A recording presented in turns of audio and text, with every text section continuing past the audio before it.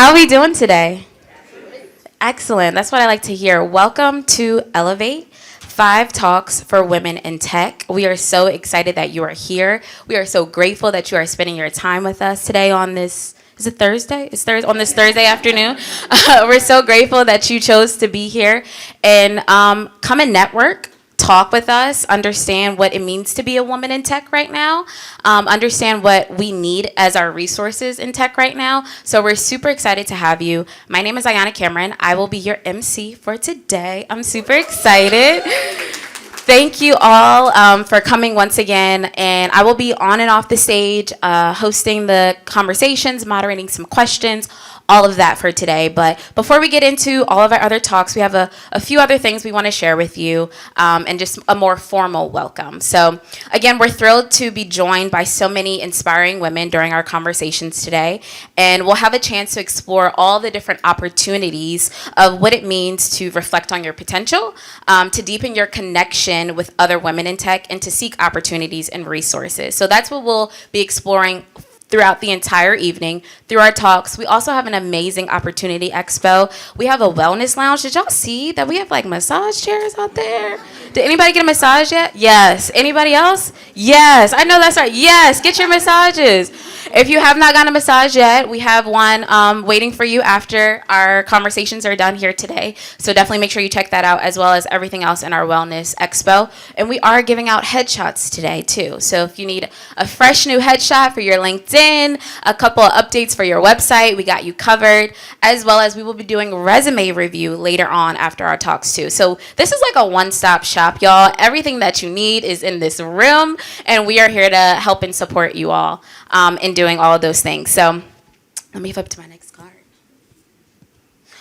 We want to give a special shout out to our sponsors. Shout out to Comcast, NBC Universal for allowing us to have this event, and helping us put all of these things together. And we definitely want to shout out our hosts, One Philadelphia, as well as Mom Your Business. Thank you to both of those organizations for having this vision of wanting to bring all of these amazing women into one room and allowing us to do that. And thank you to everyone else who's here just by showing up. So let's get started. I think that I've covered all my housekeeping notes. Let's get started. Some things that we're going to hop into today. There's going to be 5 different talks on 5 different topics. So some will be some panelists, some will be individual people coming up and speaking. But definitely want you all to make sure that you have your notebooks, that you're taking notes on your phone, because there will be some good gems dropped. So we definitely want you to document them. One thing to keep in mind, we will not have an official Q&A after each talk. So we do have some designated questions for each of the panelists that I will be asking.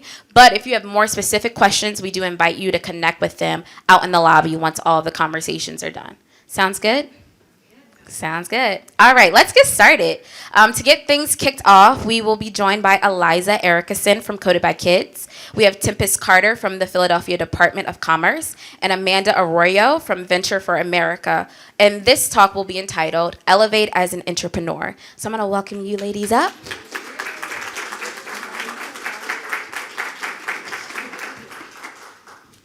And I'll read a little bit of their bios and share a little bit of who each of these lovely women are. So Eliza Erickson is the Vice President of Innovation at Coded by Kids. Eliza, raise your hand. Hey. She is a public policy professional focusing on issues of civic engagement, innovation, strategy, organizational change, and capacity building. Tempest, hey Tempest, is the new Director of Strategic Tech Innovations at the Commerce Department. Her focus has been not only on attracting and retaining technology businesses, but also developing strategies that will ensure a more equitable and inclusive ecosystem. And then last but not least, we have Amanda. Hi, Amanda. I don't know if y'all can see her over here. Amanda is an innovator and strategist. She's currently the Director of Philadelphia at Venture for America. Amanda has over 11 years managing projects large and small, serving both small businesses and government entities. As a recognized leader in social service, Amanda brings her superior knowledge of human behavior and relationship building to all functional areas of sales and business development. Thank you, ladies, for being here, and I'll kick it off to you. Thank you. Hi, everyone. Really excited to be here to have this conversation. I joined Coded by Kids in January of this year as the VP of Innovation. And prior to that, I wrapped up almost 9 years as the Director of Innovation for the City of Philadelphia. So I've had the privilege of having innovation in my job title 2 times.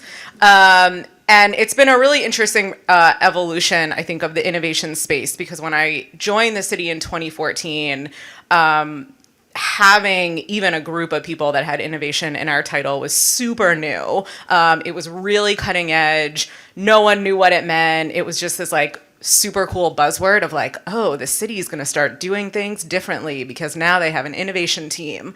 And here we are 12 years later, 10 years later, and innovation is everywhere.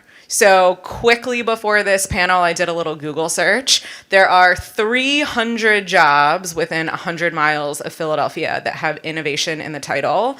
And if you read the job descriptions for those 300 jobs, which I read like 4 of them, you get things like there's customer service, there's digital transformation, there's technology, there's apps. It means 12 million different things. So the first thing that I always say when I'm talking to people about what it means to be a person who does innovation professionally is to figure out really what you want it to mean to you and what it means to the employer or the person who you are going to do the innovating with. So for me, when I think about innovation, I focus a lot on kind of the people and the process side of it. I think that's where our greatest capacity for change comes in. So that's a lot of what I focused on the city. It's a lot of what I'm focusing on here at Coded by Kids, really kind of how do we deepen and sharpen, I would say, the programming that we're offering.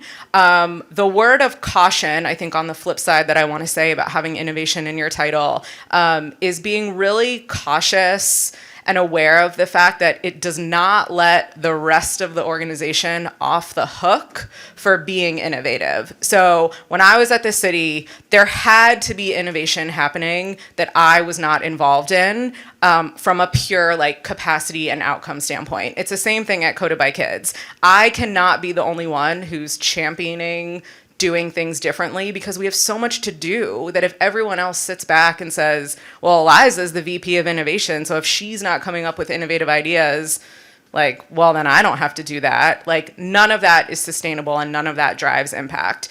So being really clear that I think having innovation in your title for sure sends a signal to the rest of an organization that we are investing in this and we care about it, but it's only that person's role, I think, to support and encourage everyone else in their efforts to also be innovative. I could talk a lot more about this, but I'll pass on to the next person. Thank you, Eliza. All right, our next question. Tempest, this is for you. Government plays a role as we try to grow and support all of the tech talent in the Philadelphia tech ecosystem. How have you tried to innovate in your position? Great question.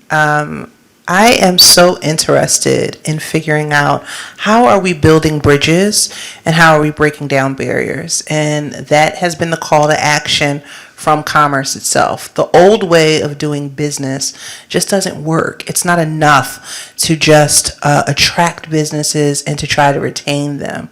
The ways in which I innovate within my role is really drawing on my history as a economic development practitioner on the community level. So working with those businesses that were whose lives were changed if they got a $10,000 grant or if they got their first $50,000 loan, right? Working with those businesses and walking the streets with them, you know, in North Philly or on 52nd Street or on 60th Street really prepared me to work and to view innovation and ecosystems from a whole different lens. It has to be holistic. There has to be many folks at the table pouring in to the same cup in order to rise the level, right? Without collective action, there is no real impact. And so the ways in which I seek to be innovative in this role is about developing really strong ecosystems with an eye towards equity.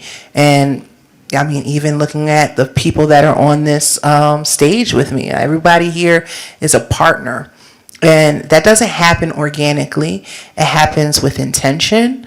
It happens when you put your dollars where your mouth is, right? When you are advocating for budgets that make sense to push the aims of equity and inclusion. And it happens over time.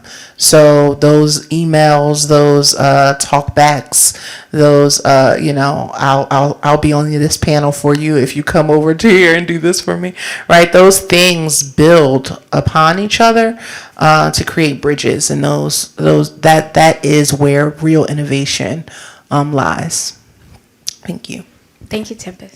Before the next question, I just want to say a thanks to Tempest and the Commerce Department, because they have so kindly funded my organization in order to be and diversify these tech talent pipelines and this entrepreneurial ecosystem. So hats off to you, Commerce Department, for making that happen. Most diverse tech hub. That's Yes. right. Hey. All right, Amanda, a question for you. What is your advice to folks interested in positions that are more innovative, but may not necessarily have an extensive work history in the innovative space? Absolutely. I think first and foremost, work on your pitch. What is your sell? How are you marketing yourself? And not only that tactical skill set, but how are you elevating yourself and speaking to your inner intrapreneur? So if you don't mind, I'd like to give some context. Venture for America is a 2-year fellowship program, and we recruit, train, and connect recent college graduates to startups. And the goal is really to create a pathway to entrepreneurship. With that being said, in recruitment, I'm looking at critical competencies of intrapreneurs and entrepreneurs. Many college grads don't typically have this extensive work experience. So instead, I'm looking at their resume and looking at things like leadership abilities. Do they have multi-year membership in a student-run organization? Are they a good team player and a participant in something outside of maybe just their college classroom? In further review, I look at applicants' desire to contribute and be a part of a larger community, because a big part of being a successful intrapreneur is your ability to rally troops and to affect change by way of vision, innovation, and mission. With that, I think that many intrapreneurs in particular also have a unique core competency of pro-social behavior and altruism, which can mean in your resume that you have participated as a mentor, you are a volunteer, all of which is really ideal in the candidacy for our fellowship, but also just in your candidacy looking for a job in general. So with that said, I'm skipping ahead, but I just want to make sure that I go ahead and give a quote from Gloria Bell, who is the founder of the Women in Tech Summit. I spoke to her recently, and I asked her for her advice on women that are looking to elevate themselves as intrapreneurs or elevate their inner intrapreneur. And her response was, and I quote, "Pick your head up, keep your eyes open, find that person in your department that you can have a coffee with, and in turn, those conversations can spark that connection and creativity outside of your departmental silos." And then lastly, I'd like to plug on behalf of Venture for America, if any early career professionals are interested, I have a discount code to offer if you are interested in attending the Women in Tech Summit that will happen here April 27th in Philadelphia. Thank you, Amanda. I have one more open prompt for anyone. What if you want to be innovative, but it's not in your job title, like we'd already discussed? How do you encourage creativity and innovation in your organization? Would anybody like to start? In particular, Venture for America has accelerator programs, pitch competitions, validation challenges. So certainly things like that within the entrepreneurial space give way to innovation and creativity. My point of view, becoming a bit data informed, right? Checking out and seeing what's happening in your larger field. Are there new studies that have come out that support an idea or give you a spark of inspiration that you can then take to your senior leadership team to push? You know, I'm very lucky that the Commerce Department is entrepreneurial. Not only do we support entrepreneurs and small businesses, but the culture is entrepreneurial. So we're supported, and if we have an idea, we're able to pitch it, create a budget for it, and maybe get money for it, right? But other folks aren't in spaces that are as welcoming to innovation. The way that you're able to push for those ideas is to make sure that it's backed up by data. Make sure that you have some studies or that you've seen anecdotal evidence or maybe even a peer city or a peer organization that's seeing success in a particular thing, and push for it and say, this is why, you know, hey, can I get on your calendar? Can I speak to you? You know, I have some ideas. And being forward thinking, that shows innovation. That shows that you care about the company, that you care about your end user, you know, or your population that you're targeting. And when you come with facts and data, you know, how can they say no? So I think the like dirty little secret about doing innovation is no one knows what the F it means. Like, it means a million different things in a million different spaces. And at the same time, it means nothing. So I think if you want to be innovative in your space and you don't have innovation in your job title, or you feel like innovation's not baked into what you're doing, at its core, like the things that Amanda and Tempest said, it's process improvement, it's relationship building, it's data-driven decision making, it's things that probably are already happening in your organization and might be a part of your job that's just not called innovation. But when we're trying to think innovatively and we're trying to do something new, we're doing all of these things under other titles and under other framings. So I think while innovation sounds really cool and no one is going to be like, I don't want to be innovative, like, there are so many other ways to drive those agendas forward without using that terminology that I think in some instances can just make things feel even a little bit muddier and like a little bit more jargony, and can take away from the changes and the impact that we're actually trying to have. Thank you, ladies. Can we give them a round of applause? That's it. It went by so fast. Thank you. Thank you, Eliza, Tempest, and Amanda for joining us.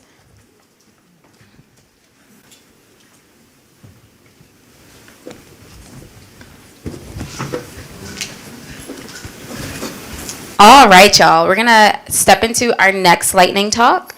Next up, we have Tanya T. Morris, who will be chatting with us about changing course in your career. So Tanya has been helping transitioning professionals and organizations increase productivity and achieve their goals for the bulk of her professional career. It was with this passion to help professional women, entrepreneurs, and organizational leaders that led Tanya to start Mom Your Business, who is also one of our hosts for today. With over 20 years of experience in the nonprofit management world, Tanya T. brings a wealth of knowledge of areas of business development, relationship marketing, and strategic planning. Tanya is using all of her resources and skills to network at Mom Your Business and to support mompreneurs and professionals. Welcome, Tanya.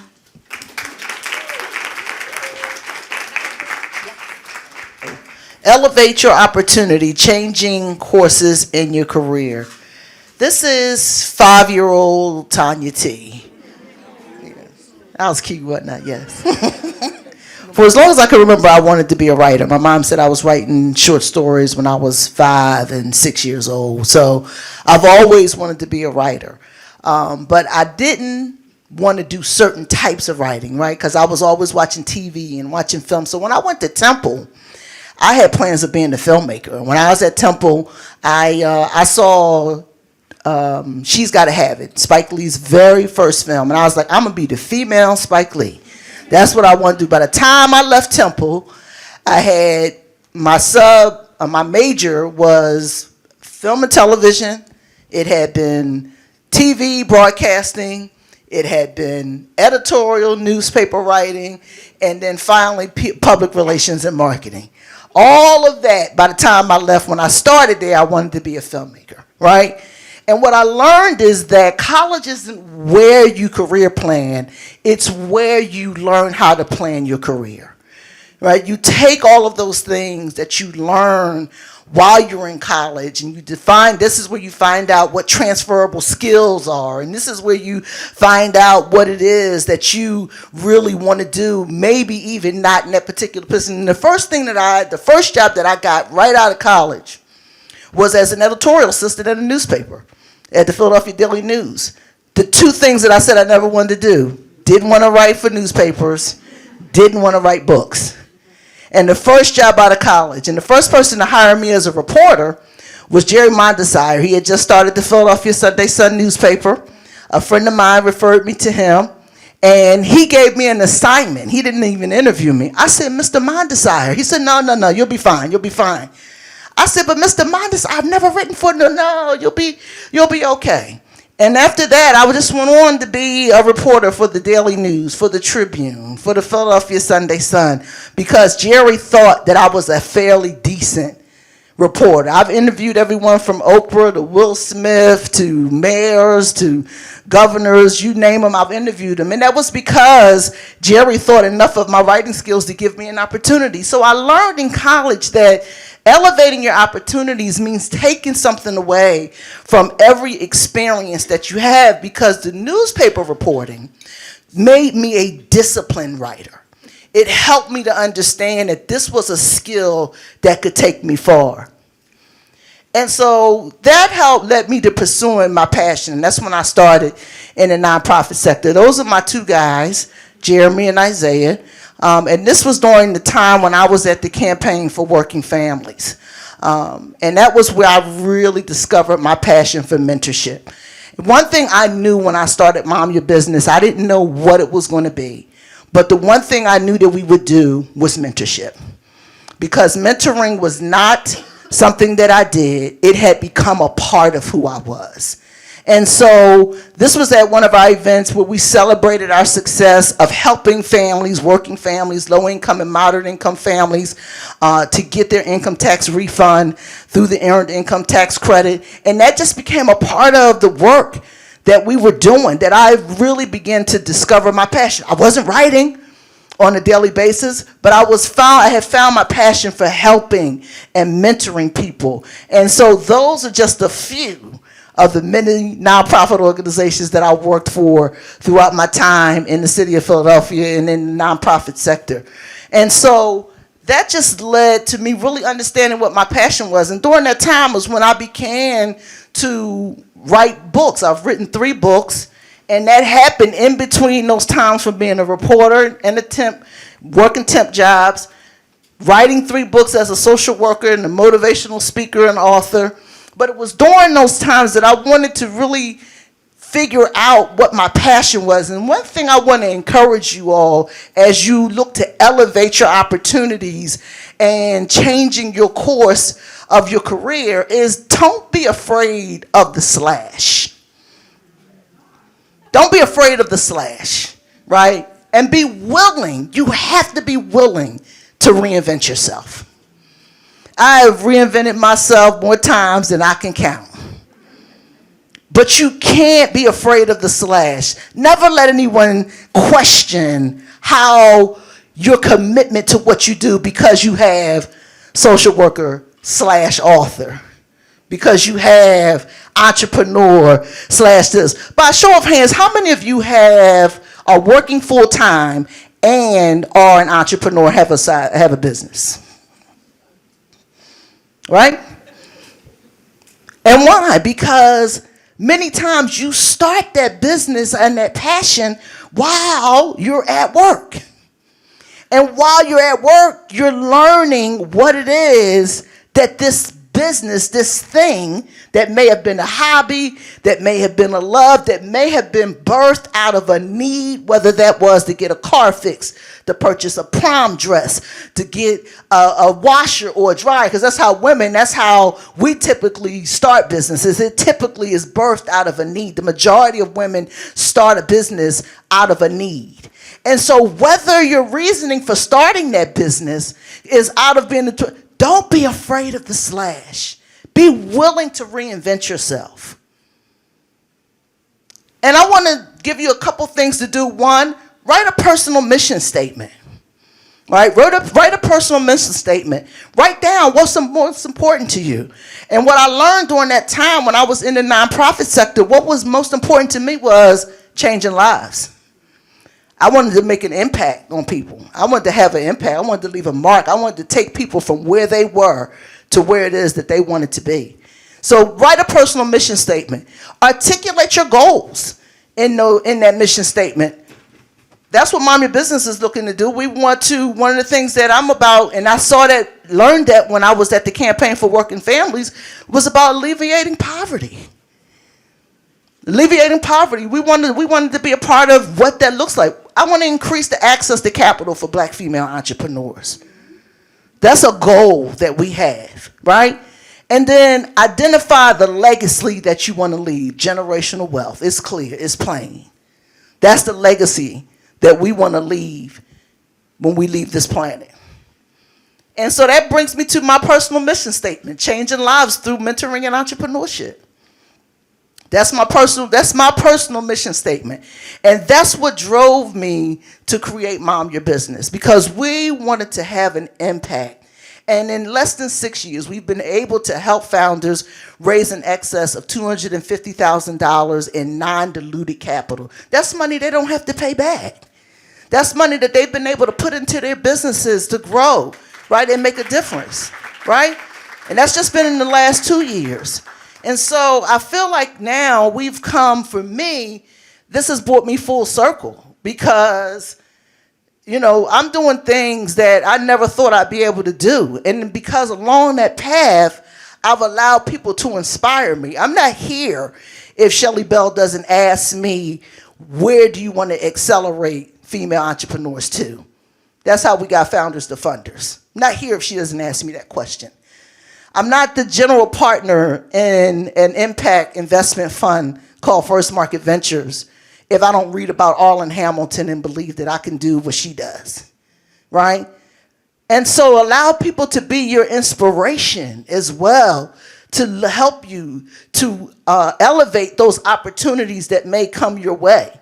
And I want to leave you with this. This is one of my favorite quotes from a good friend and mentor, Melinda Emerson. In business, there is no failure. Either you learn or you grow. In business, there is no failure. Either you learn or you grow. That's my time. Thank you.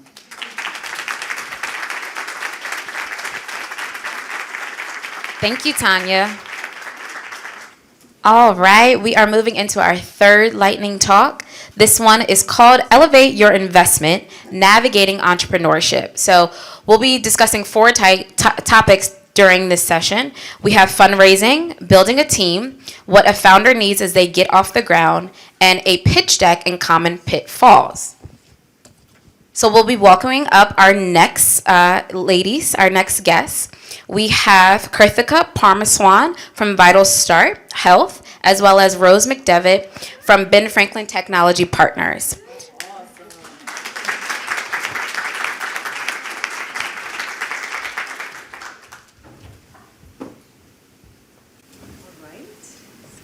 Krithika is the founder and CEO of Vital Start Health, a University of Pennsylvania's Penn Center for Innovation, early stage startup developing the first clinically guided, personalized, equitable, reproductive, and maternity mental health platform using virtual reality. We need a clap just for that. That's amazing.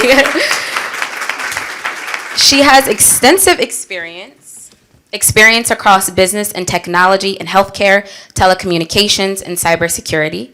Rose is the MS at Venture Capital Analyst, who works with the Healthcare Investment Group at Ben Franklin Technology Partners of SCP.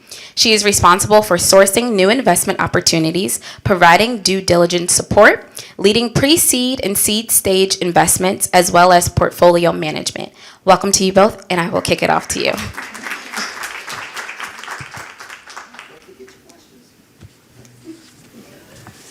All right.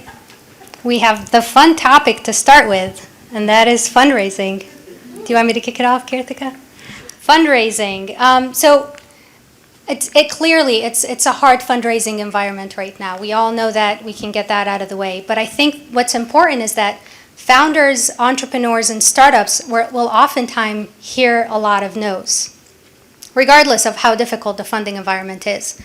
I think what's really important is that you find out why. What's the reason behind that no? A good investor, they'll put in the time, they'll put in the energy to give you a thoughtful feedback of why it's a no, why not now, and when do you come back? When will this technology or this product be investable in the near future?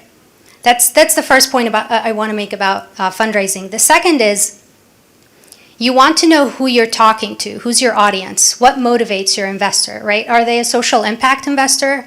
Are they an economic development investor? Are they a healthcare investor? You don't want to be talking to a SaaS investor about receptor cell data results that you got in a study, right? So you want to be talking their language and have your pitch tailored towards the investor that you're talking to. The other point is you have different investment vehicles, right? There is bootstrapping, there's angel investment, there's institutional investors, right? How do you navigate? When to go to whom?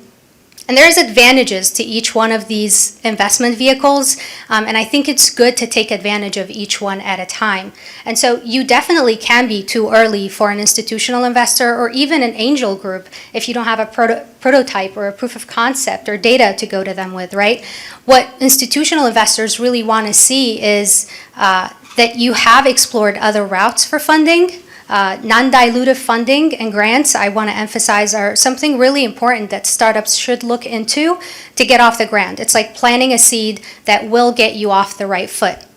And my final point here is founders are always fundraising, but you want to be fundraising when you don't need the money. So if you're desperate and your company is about to fall apart in 2 months, investors can see that from a mile away. So definitely make sure that you're fundraising when you least need that money. Wow. I see some familiar faces here. Hello. I think that was a great note that Rose brought about, is that a founder is always going to be fundraising unless you have a phenomenal business where you can, eat all your expenses and still make enough of a net profit to be sustainable. I want to take a step back and first ask, how many of you here are currently fundraising? All right, so that's a lot of us already. Maybe 10% of this room includes me as well. I want to give a founder's perspective and some of the pitfalls. Now, are most of you in pre-seed, seed, Series A? Yes, it seems like most of us are in that range. So I want to take a step back first. And as a founder, we hear a lot of no's. I think Rose is right. It's either no's or a moving target, get this done and come back to me. There might be many things. So I want to start by first saying one thing that I've learned over the many years that I've been doing this. Don't think of your business as something you're aspiring to create. That craving, right? That feeling, gosh, when is my funding going to come? Am I going to make this? Am I going to make it? Rather, look at it as an unfolding. You've already made it. Now it's an unfolding. You're at that point where you've got to make that right strategic decision. What is that right funding vehicle? Who are your right partners? Maybe it's not a funding vehicle. Maybe it's a corporate partner who's going to actually co-develop something with you. So there are many approaches here, and once you remove that incessant noise of whether I'm going to make it, whether this round is going to happen, I think a lot of clarity will come in and you get into that solution finding mindset, which is what I'm finding to be very useful for me right now. I think Rose covered a lot of great ground here, different sources of funding. Another tip in that I've learned the hard way is, don't leave any stone unturned. What I've done now is I have an intern.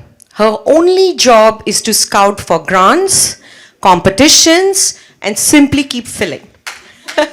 So we've built a template, and she follows the template. There are definitely questions she may not know, but then we have a meeting, we figure out what it is, that's the nuance here, and we apply for many, because as you know, you apply for 100, you're going to make it to 10.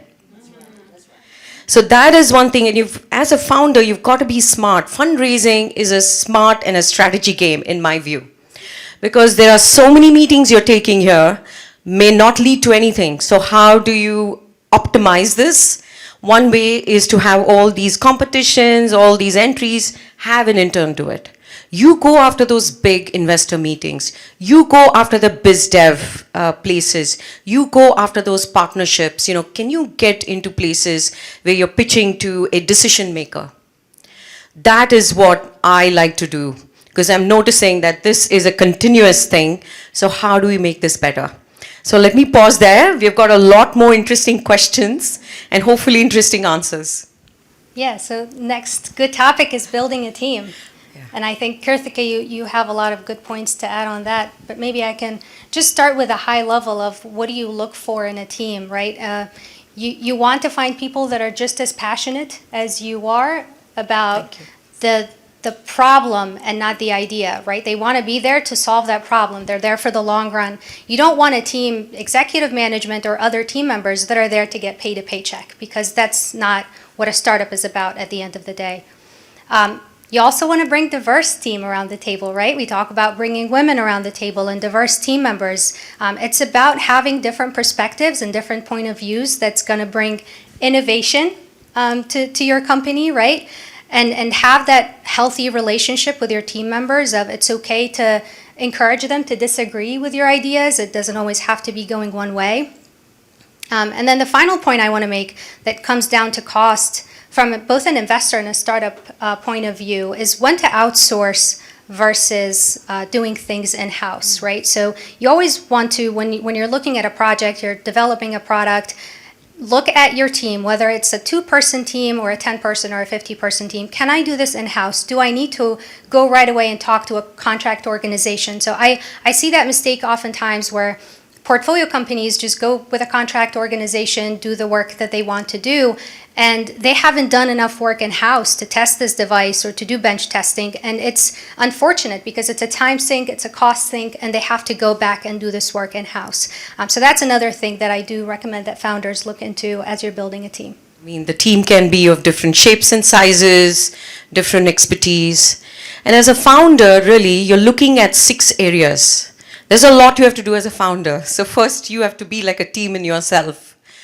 But first, you're looking at is your product and your platform.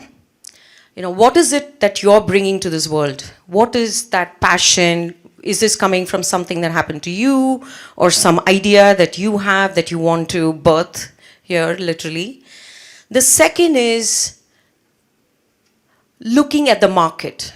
This is really important, because this is a moving target. I mean, myself, we've pivoted at least 2 to 3 times already, and the market has shifted based on our pivot.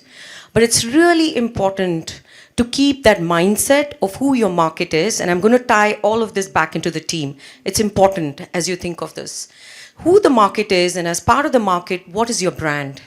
What is it that you're creating? What makes you different from what's out there? Because there'll be competitive things. That's why there's money to be made, right? Because this is a space with unsolved problems, unmet needs, so there'll be others in there. So how are you going to differentiate yourself? So you've got to think of that from that lens, and then tie your team. Make sure if you're going to go after pharmaceuticals, there should be somebody in your advisory board, in your team with that expertise. If you're going for an AI platform or something that's truly high-tech, like our VR platform, we need someone who has that hands-on experience, who's really a phenomenal CTO, or who's really got that innovation mindset to help us drive and build this platform. The other area, of course, is finance and cash flow and, making sure your business, the lights are on. And that also is part of your team.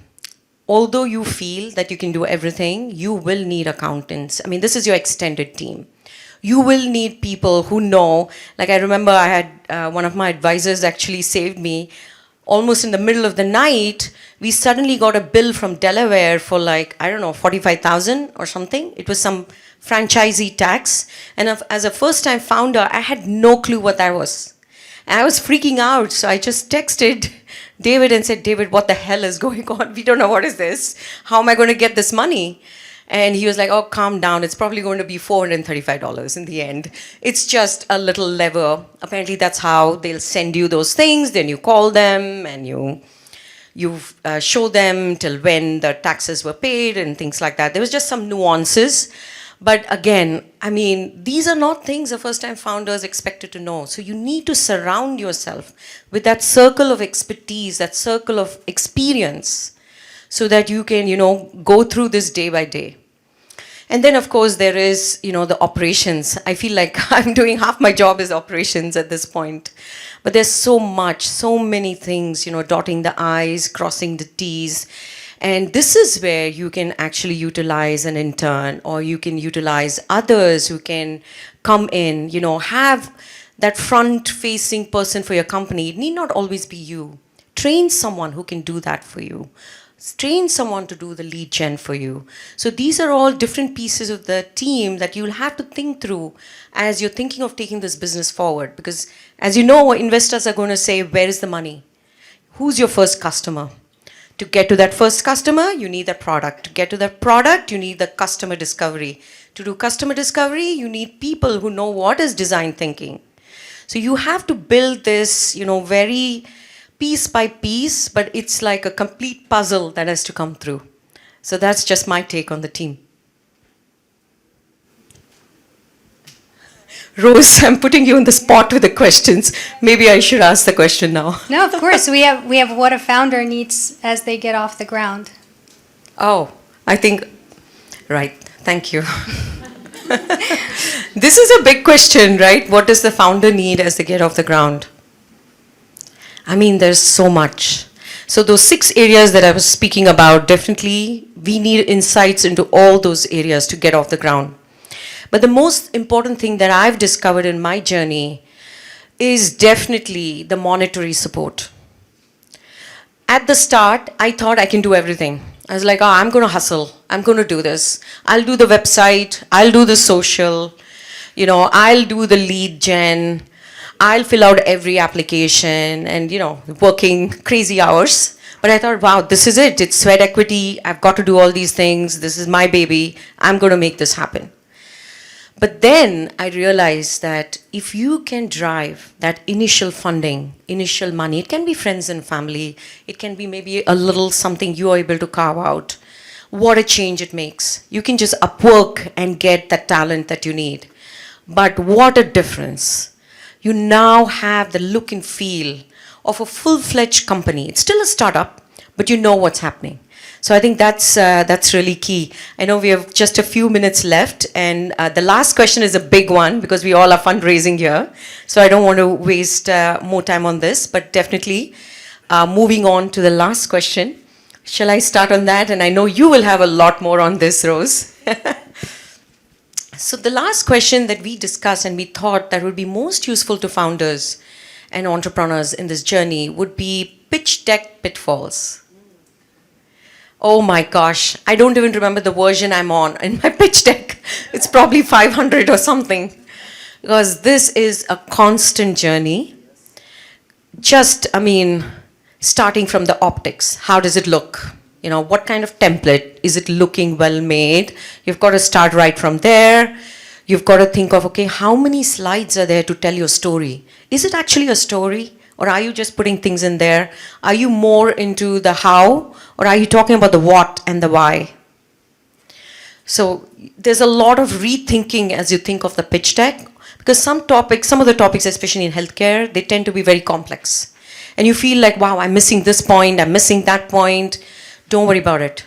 What's that main point that will attract somebody and get their attention? You got to start there. Then you unveil the story, just like a pizza. You start at the tip, then you keep expanding. And I think this is well known. There are many templates out there. There are like 12 areas you need to focus on. starting from the problem to the solution to, the market. What's your initial, the SOM, the immediate market that you're going to go after? What's the next larger market? What is your beachhead? Where are you going to focus? Because focus, focus, focus is sort of the mantra for startups. So what is that focus area going to be?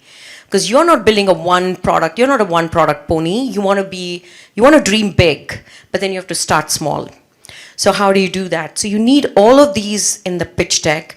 But one of the main things that I've learned is that audience, and I think Rose brought this up previously as well. Who is that audience? So if you're talking to an angel investor, what they really care about is an exit. How are they going to get their money back? So make sure you have that exit slide. Most investors also care about the market. What is that total addressable market? Who are your competitors? Because they're doing that reverse analysis to see, do you have a space in this market? Are you going to be truly differentiated? So you need to make sure your pitch deck is unveiling that story with all these answers.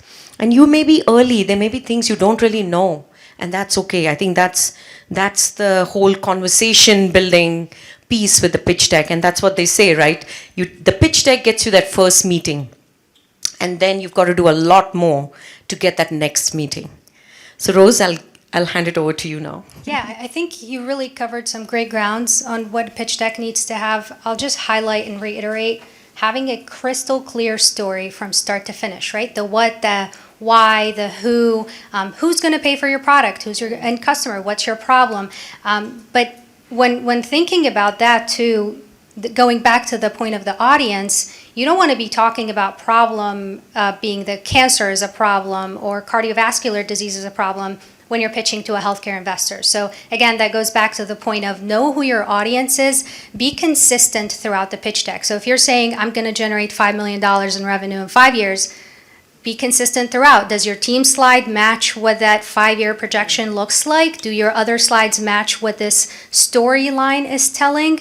So that's really important. And I would say have 3 key takeaways throughout your pitch deck that you want investors to get out of it.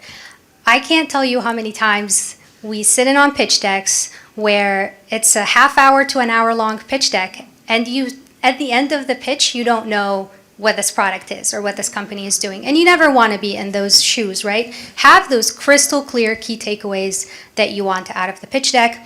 And with that, yeah, I think going to do your homework, know who the investors are that you're going to talk to, but always have an ask at the end of it too. That would be my final point is maybe you're talking to investors, but maybe you're pitching at an event. And that ask doesn't have to be money. It can be networking and connections, right? So always have an ask at the end of your pitch deck.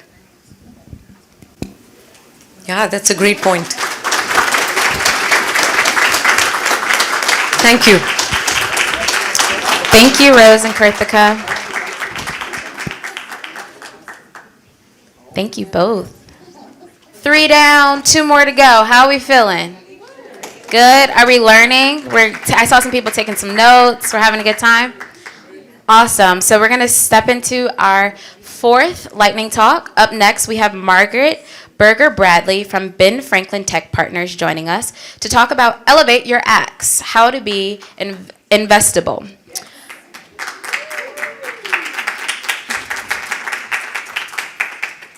Margaret is the Vice President of Strategic Initiatives at Ben Franklin Tech Partners of Southeastern Pennsylvania, the venture development organization nationally ranked among the most active seed and early stage investors. Driven by Ben Franklin's mission to grow a more vibrant and equitable entrepreneurial economy, she joined Ben Franklin in 2016 to expand access to capital with a particular focus on emerging impact investment strategies and launching Impact PHL Ventures, which was an impact-driven capital consortium in building out other ways to engage private capital in Ben Franklin's regional impact agenda. During her 25 years in community investment and regional economic development, she directed the regional Goldman Sachs 10,000 Small Businesses Initiative and was for many years a national leader in community investment. With her knowledgeable and experience, Margaret will let us all know more about how to be investable. Thank you, Margaret. You're just not ready. You're just not ready. Like, how are you supposed to hear those 5 words? And how often have you heard those 5 words? When we don't have a rubric for making sense of ready, we're stuck. Am I just not ready because I'm a at least middle-aged woman and you think I don't have the tech chops? Or am I not ready because I'm all by myself making my product in my kitchen? I need to hear both of those. I could have quoted Socrates, but instead I can quote Tanya and remind us that we need to know ourselves, and that's where wisdom comes. And so that's really what it takes to become investable, is to start from that. I'm so delighted to go after Tanya and Kritika and Rose because their comments are exactly on point. For the moment, because we only have a few minutes together while I'm up here, I'm going to put aside the mama elephant in the room and put aside the fact that it's really hard. Investment is not easy. The data shows us that particularly teams that are only women founders still get an abysmal portion of investment capital. Teams that are only women founders and are people of color get a fractional portion of that. And bias exists. Whether women or men are investing, women and men have bias. And we have to figure those things out too. But our focus right now is on what can you control and what do you need to do to be investable. What I'm sharing is a little more focused on tech companies, but I think a lot of this is relevant no matter what you are. This is huge, and don't worry, we're not going to sit on it for very long, but I want you to see the variety of levels in here. And one of you, Kritika, knows this because we did an accelerator together. There are 9 elements, and Kritika was speaking of it when she just told you what it takes to grow her business. There are 9 elements of your business, and in each of these, you go from the very beginning to mature. And assess yourself on this. This is a tool that another organization, Village Capital, created that I like very much. You can find it at abaca.app. And you can just, on a glider, assess yourself. This is a little simpler. You know, how is your team? When I met Kritika, her team was herself. And she just very clearly characterized how she went from a level 0 or 1 and moved her way up in her investability. Do you understand the problem and do you have a clear vision? And how are you at progressing along that? Do you have a real value proposition? All of these are the very same points that Rose was saying you expect to see in a deck. But you can only put it in a deck if you have it in your core. Back to what Tanya was saying about knowing your mission and knowing what your business is about. And to the interests of investors. What's the size of this market? Can you grow this up, and is there a way to exit? Not every kind of investment, not every kind of capital requires exit, but venture capital very specifically is looking for its way out. We're going to do office hours after this plenary session breaks.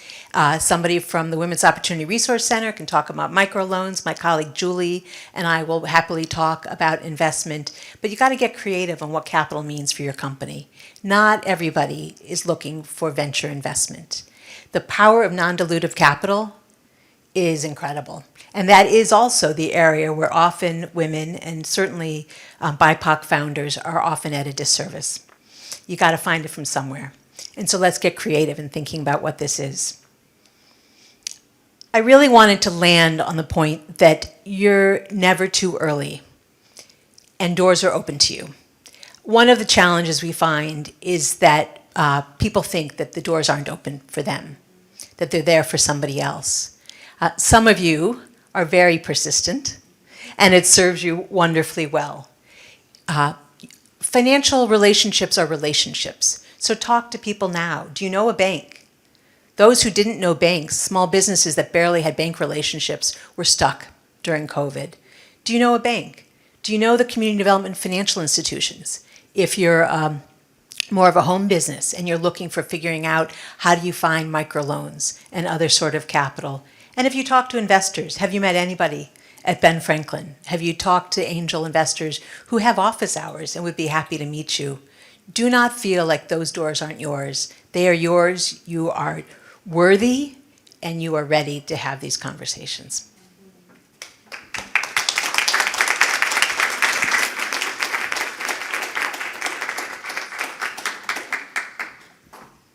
Thank you, Margaret. All right, y'all, we have reached our fifth and final lightning talk. Up next, we have Ayana Pollard-Lott from Resilient Coders. We have Danielle Austin from Launchpad Philly, as well as Nicole Pumphrey from Per Scholas. Welcome.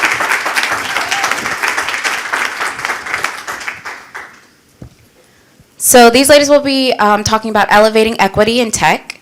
Ayana is the executive director at Resilient Coders. She is an entrepreneur with more than 20 years of experience developing and executing strategic initiatives, fostering high-performing teams, and cultivating key partnerships with internal and external stakeholders for companies such as the Salvation Army, American Cancer Society, Beach Advertising, and the White House. Hi, Ayana.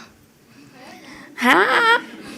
We have Danielle Elston, who is a wife, a mother of three, and a passionate advocate for young people, who currently serves as the inaugural executive director of Launchpad. Growing up in a single-parent home in Philadelphia first sparked Danielle's interest in helping youth rise above their circumstances and become something greater than society's expectations. From an early age, she knew she wanted to spend her life dedicated to helping young adults develop and achieve their dreams. Danielle's extensive experience working with youth has given her renowned expertise in youth development, education, college readiness, workforce training, and most importantly, the integration of trauma-informed methodologies throughout youth development practice. Hi, Danielle. And we also have Nicole. Nicole is the managing director for Philadelphia at Per Scholas and is committed to shaping an economy that works for everyone as she has dedicated her career to fostering cultural understanding and promoting inclusion through education and workforce development. She has served in strategy roles in both the nonprofit as well as higher education sectors. Welcome, Nicole. And I have some questions for you, ladies. I'm going to start with Ayana. How would you highlight the impact of equity on the city and industry through the talent pipeline of those at post-secondary level? Also, follow-up question. What are the ramifications of that impact to the economy as organizations continue to buy into the mission and the commitments over the past few years? That's a heavy question. It's a lot. But when I thought about this, I thought, okay, there's good news and there's bad news. So I'm going to leave it up to you in the room. Do you want the good news first or do you want the bad news? The bad news, I'm a person who wants the bad news first too. The bad news is that according to McKinsey Institute a recent study done by the McKinsey Global Institute, 1 million jobs will be lost to the economy. And I'm not saying 1 million, but 1 million positions. And we know now that those positions will be lost to automation. We all know what that looks like. When we go to the grocery store, we're bagging our own bags, we're checking ourselves out. If we don't have a bag, we're carrying it out in our arms. We have Easy Pass. There are different things now that are in place that create automation. And when we think about that, sometimes it's more convenient, but that's somebody's job. And so when we look at underserved communities, 70% of the folks who work in retail are Black and brown. 58% of the folks who work in retail are white. And so they're being paid $15 an hour or less in some spaces. And so there's a space where, one, they're underpaid, their jobs are being eliminated. What do we do? So here's the good news. The good news is that 13 million jobs are being added to the economy because of tech. So you're in this room, you're on the right side of the pendulum. Tech is where we have an opportunity to develop and build a pipeline that will serve communities for ages to come. The really good thing about that is that tech, unlike retail, pays a wonderful wage. You get to start. Our students at Resilient Coders, some of them have had jobs in retail. they've been waiters, they've been teachers, and upon completion of our 20-week program, they're working jobs with an average salary of $92,000 a year. Yes, that's a life-sustaining wage, and that's the start. Last week we had an event, and we had about 75 alumni in the room, and it was just so nice to hear their first world problems. It was so nice to see how they've grown and developed, and some are now senior engineers, entrepreneurs, making multiple six figures. And when I asked them the question, what's new, what's different now, they said, I bought a house. I bought my mom a house. One young man said, I have life insurance, and so now I have a therapist. And the one that brought tears to my eyes, which isn't hard, he said, I got glasses. And I was like, glasses, really? Those are things that folks who are from low-income backgrounds, that's what we think about. Those are things that we care about. How are we going to feed our children? How are we going to take care of things? So the ramifications of providing a pipeline, we're here. We're here, all three of us, working together to provide that pipeline so that as those jobs open up in tech, we have young adults, we have teenagers coming out of high school, and those who are changing careers who can fill that pipeline and those 13 million jobs that are coming. There will not be a worker shortage. If we don't fill those, by 2026, we'll have a shortage in our workers. So the ramifications are, hey, yeah, we do, jobs are being lost. But if we can train them and hire them based on skills and not degrees, we are the solution to filling the pipeline as we go. And at the same time, we're eradicating wealth, we're developing our communities, and we're doing it for generations. Because when I see my mom become a coder or a software engineer or something in cybersecurity, then I know that I can do it as well.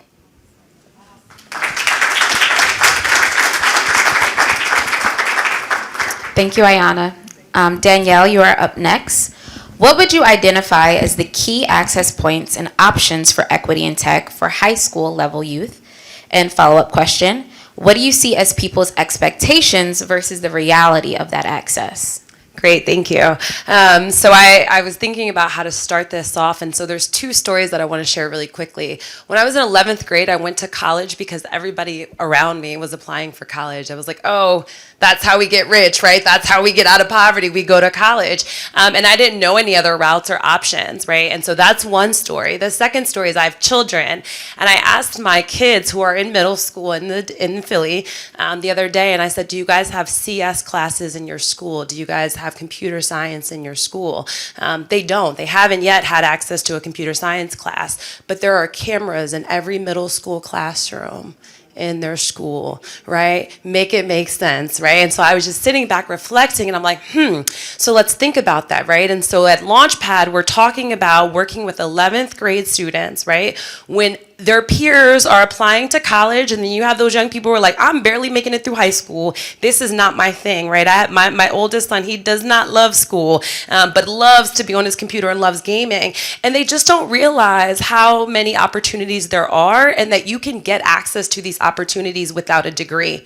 And that's part of what we want to really help young people understand. And so we want to start with them while they're in high school. Ayana read a wonderful background bio about me, and my entire career has been in workforce development, but my entire career has been starting with people, young people, once they're already disconnected from employment, from school, right? Once they're already feeling stuck, hopeless. And so part of the reason why we're creeping into high school space is because we want to help them understand this is a viable option for yourself. This is a viable option for your career, and we can develop that pathway if we start while they're still in high school, start in that 11th grade year. The other thing that's really striking and important is that many of our young people, I read an article not too long ago that said less than 20% of young adults feel like they have the advanced skills or feel confident that they have the skills needed to compete for these tech jobs. So when we talk and we hear all the time in our city, right, Philadelphia, wealth of tech opportunities, our young people don't feel like they are for them. We were in front of over 600 11th graders last fall, and every info session started with this question: what does someone in tech look like? What do you think they said?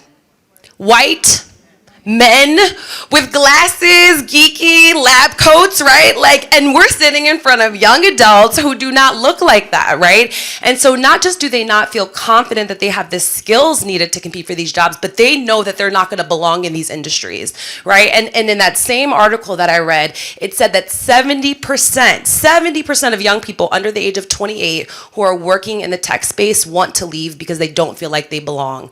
Someone told a story to me, and I always wish I could remember who this was. They had come through a very similar program as what we offer, right? No college degree, and their first day on the job, they were asked by many of their colleagues, what school did you graduate from? And if that's your first question when you're met in the fields, right, when you're at work, then you don't feel like this is a space for you. You don't feel like your route is as good as an alternative route of a 4-year degree in CS, but you don't need that 4-year degree in CS, right? And I think that's the really important piece, and that's the difference between the expectations and the reality. Unfortunately, right, we are trying to help industries break through that barrier of understanding that when you require a CS degree for a job that you really just need skills, that is inherently rooted in bias to keep our young people, to keep our communities out of these opportunities, right? And so we have to be really honest about that and say, how do we help to make sure our young people have the skills, that they feel confident in the skills, right? And that's why we're talking about a 3-year program, because we don't want it to be a revolving door, right? I did that far too long in my career. We did a short stint with young people, gave them some skills, helped fine tune here and there, got them connected to the right people, and then 3 months later, they're back in our doorstep. What happened, right? So we want to spend intentional time with our young adults to make sure, one, that they have the tech skills, that they have the advanced tech skills to be competitive, that they feel confident in their skills, that they build the networks, that they build those connections. And the reality is it's hard work and it takes time, but young people want it. We had over 100 young people apply for our program, first year doing it, for only 45 slots citywide, right? And so young people want it, they're excited by it, and I'm gonna keep it short because I think we have another question that I'll share later. Thank you. Thank you, Danielle. Nicole, where do you see a need or opportunity for systematic change around public as well as private investment?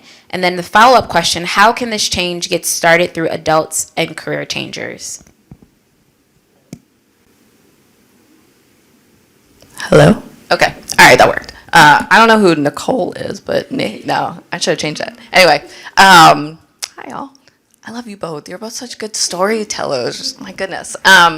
So we're talking about equity here, right? So we know that there's both a need and an opportunity at this moment. There is a need for change. Systems as they stand are inequitable. We know that, right? Because there are gaps in access to wealth. There's gaps in access to opportunity. And if we don't take the time at the moment for systemic change, all of the problems that we're talking about today will just continue to persist.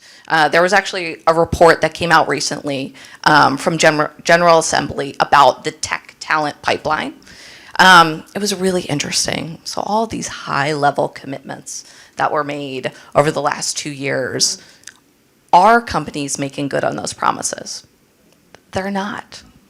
They're not. They were high-level commitments, but this sense of urgency around talent and I think just in general the way in which systems work have allowed companies to continue to perpetuate the inequity that we see. So we're here talking about what are we doing to close these gaps, and we need to slow down. We need to take the time. The way in which we continue to look at metrics like time to hire, it is continuing to say urgency over job seeker agency is more important. That's a metric that we want to measure as success. If we don't take the time to dismantle those systems, we're going to be in the same boat. And so we talk about, also being able to access different ways of connecting to talent. So Perscolis, Launchpad, Resilient Coders, we are all offering different pathways into careers in technology for folks for whom they don't think that they're part of technology, and that's a shame. But unless we're really intentional about not allowing companies to continue to just look at employee referral, the workforce is going to continue to look similar. But I will say there's an opportunity. So especially in this city, as we think about a transition in the mayor, as we think about a transition in city council, there's an opportunity for strategic investment in policies, in priorities that are going to put equity at the forefront. We're seeing it across the state. The fact that the first day in office, Governor Shapiro said skills-based hiring is important is absolutely critical. That's a culture shift. We can get behind that.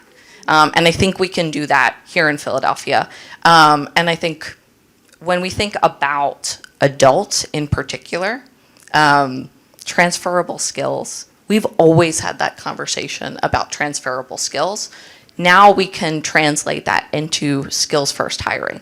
I think there's a big need for that, and I think all of us stand behind that, but we're not going to be able to make that change unless there is a culture shift. And I think we're here to support that, but we're also here to change the narrative and to really focus on, what equity means. It means better access to opportunity, to wealth building, and to break down the barriers that stand in the way of those things. Thank you, Nicole. So we have 2 general questions that I'm going to throw out, and whoever wants to catch can catch. How is your organization working toward helping organizations make good on high-level DEI commitments being made by outside organizations? One of the things that Perscolis is doing is really thinking through customized training, right? So we know that it's not enough to just connect folks to great training and then hope that they connect to employment. We're really doing the work to make sure that those opportunities are available up front so that then we are able to really prepare folks for great opportunities and specifically focused on women and people of color getting into those roles. And so we're doing the work to assure that that happens, but is getting employers to the table first to let us know what skills they need, how we can build that into the training, and then we're working with them to say, and this is what it looks to then retain and promote that talent, because it's not enough to just hire. Our entire mission is to provide opportunities to young adults who are 18 to 30 years old who are Black and brown. And so when the whole DEI was a first buzzword, people were like, hey, yeah, we're coming to Resilient Coders. I would like to hire 2 Black women and 1 brown man. No exaggeration. And no, that's not what we do. Our engineers are beautiful, they're brilliant, and they just happen to be Black and brown. It's not the antithesis. So we have to make sure that we have had to reframe and help organizations and partner with them to say, okay, you want to diversify your workforce, but let's provide you with a framework on how to do that, because if this is your mindset recruiting, you're not going to be able to keep folks. So we've been able to provide organizations and partner with them and say, let's help you with the framework on how to do this ethically, how to do this so that you can keep people and so you can stay out of court. One of our approaches, because we have this 3-year trajectory, I'm not yet looking for an employer to hire one of my young people for another couple of years. However, employer relationships and building social networks is so important for our young people, building that social capital. So it's all about relationship building, right? And I think that's a 2-way thing, right? When you think about dating somebody new, right? Not just are you trying to understand, are young people qualified and capable and worthy of these opportunities that you have, but I also want to make sure that you are a qualified, capable, and worthy employer before I put one of my young people in front of your HR for an interview. And that starts with You know, we just a couple of weeks ago, our young people are getting ready to do a middle school presentations about career pathways in tech, right? Because we want to say, okay, you didn't have the knowledge of what these industries and opportunities look like. Middle school students in our communities don't either. And before our young people are going to go in front of their middle school audiences, we had companies and mentors come in and give our young people feedback on their presentations, right? That is a very low stakes opportunity for employers. We just want to give 30 minutes of your time, come and sit and listen to a group do a presentation and give them feedback. But I'm looking at how you're engaging with us, right? One, are you even open to those type of opportunities, right? Do you see that as a value of your time? Because maybe it's not hitting your DEI goals and your numbers, but are you willing to give your time? Are you willing to send your people to give their time? And that for me is really important because it's building those relationships, those sustainable relationships, so that 3 years from now, then I can say, listen, I have 5 amazing young people and you have opportunities. Let's talk about how we can get them connected. Thank you, ladies. Last question I have for you. How can the attendees in this room support the change that you all are making? We need money, right? And so it was funny because I think, you know, in the founders and entrepreneur talks, it's the same bottom line. At the end of the day, this stuff is expensive. So I'll say really, really quickly, we are an earn and learn model, right? Young people should not have to choose whether they should go to this after school Saturday part-time program, or do they need to spend that time working in retail or food service because they need to pay their cell phone bill. That's an unfair choice that our young people are being asked to make every single day for these enrichment programs. And so we pay young people from the beginning. It is expensive. We need money. We also need volunteers, mentors all the time. Amen. Thank you all. Thank y'all.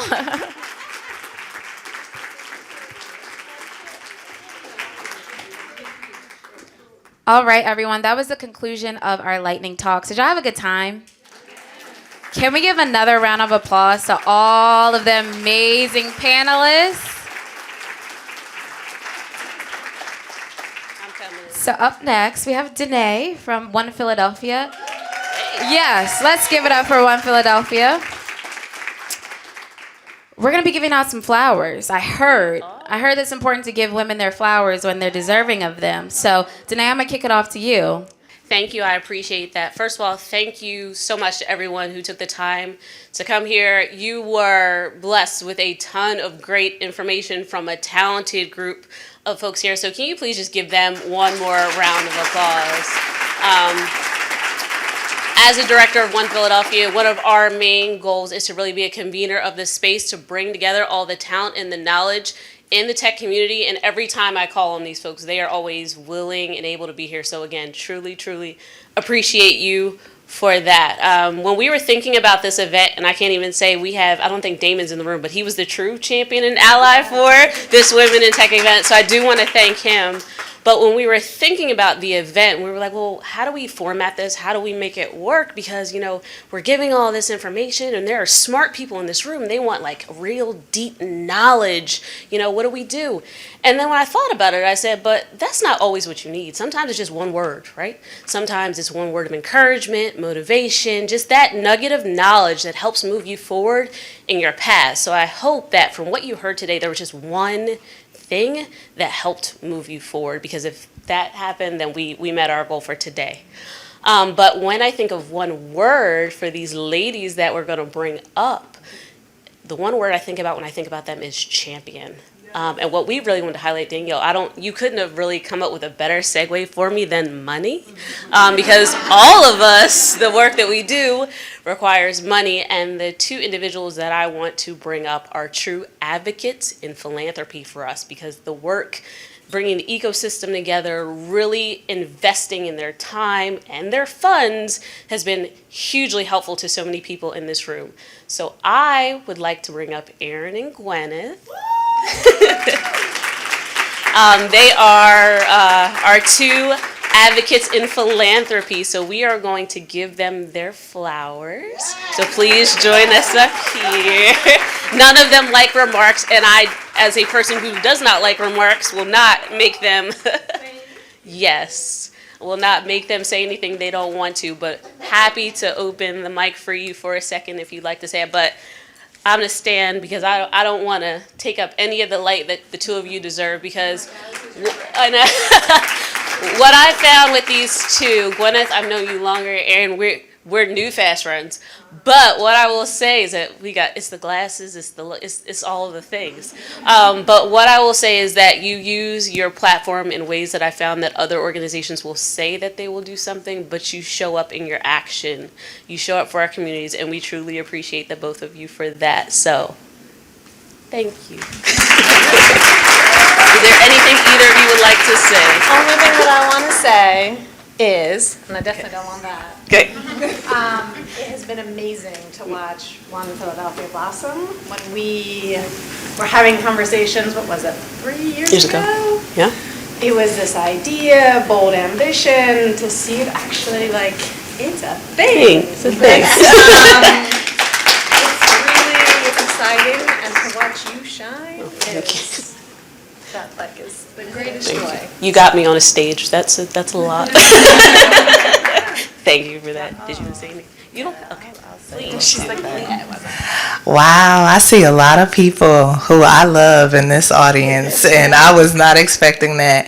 However, I just want to say that I can only receive these flowers because I have been poured into by several women in this room. Eliza doesn't know this, but I was on the Spruce Foundation Committee in 2018 when she was still president. Nikki knows she is one of my favorite people to talk shop with.